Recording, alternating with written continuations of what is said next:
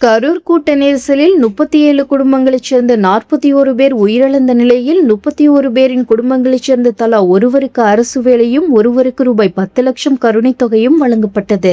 மீதமுள்ள 5 குடும்பங்களில் மனைவி சுகன்யாவை இழந்த தெய்வேந்திரன் காவல்துறையில் பணியாற்றுவதாலும் மற்றொருவர் அரசு பணியில் உள்ளதாலும் ஒரு குடும்பத்தில் உள்ளவர்கள் 60 வயதுக்கு மேற்பட்டவர்கள் என்பதாலும் அவர்களின் குடும்பங்களில் யாருக்கும் அரசு வேலை வழங்கப்படவில்லை. மேலும் ஏமூரைச் சேர்ந்த காளியப்பன் மனைவி அருக்காணி கூட்ட நெரிசலில் சிக்கி உயிரிழந்த நிலையில் அவரது குடும்பத்தில் வேலைக்கு செல்லும் நிலையில் 3 பேர் உள்ளதால் ஒருவருக்கு வேலை வழங்கினால் மற்ற 2 பாதிக்கப்படுவார்கள் என கூறி வேலை வேண்டாம் என மறுத்துவிட்டனர். சேலத்தைச் சேர்ந்த கிருஷ்ணமூர்த்தி கோமதி தம்பதி மகன் ஸ்ரீநாத் உயிரிழந்த நிலையில் அவரது குடும்பத்தில் யாருக்கும் வேலை வழங்கப்படாததால் நேற்று அதிகாரிகளை சந்தித்து முறையிட்டனர்.